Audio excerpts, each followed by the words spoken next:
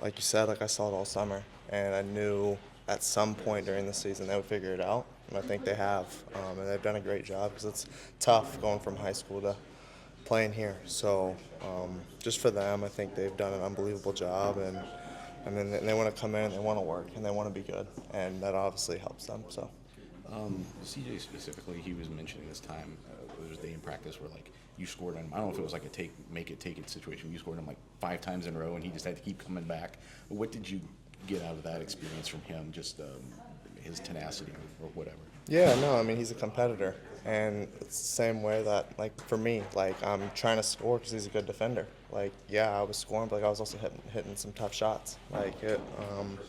Just for him to just keep coming back and keeping the mindset of pushing himself against me will benefit him later. And, like, that's no credit to myself. I'm just saying, like, if he's up there, like, trying hard, trying to pressure me, trying to guard me like that every single day, it's going to help him in the end. So I think he's done a great job doing that. Coach Boehner, after the last game, I asked him like, well, why you've been able to do some things you have, especially with steals, but your fouls haven't done that. You're still, for the most part, other than the Ohio State game, you've avoided the fouls.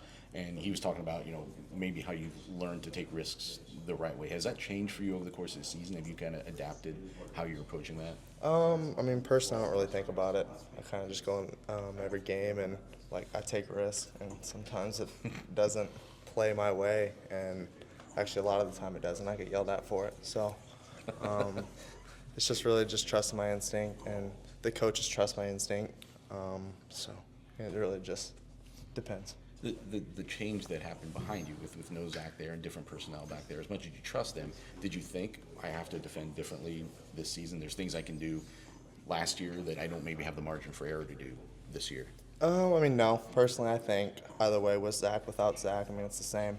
I mean, obviously, like, he's more of a shot blocker than what we have, but I mean, at the end of the day, I mean, our guys still contest shots, wall up, and do their job. And my job still stays the same of playing the passing lanes.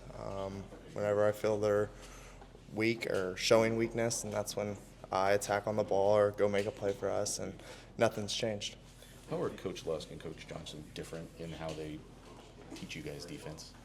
Yeah, I think Coach Johnson's a little bit more out there, like yelling, screaming, trying to get the intensity going. And Coach Lusk, I mean, he'll get to that point, but he's more of like just talk through it. Like he'll scream on the bench sometimes too. But I mean, I think they're both very similar, but also at the same time, just how they deliver it is different. But. You grew up kind of on the fault line of this rivalry, Central Indiana. Does this week feel different? You hear from friends and family or anything differently this week when IU is coming up? I mean, no, not really. It's just another Big Ten game.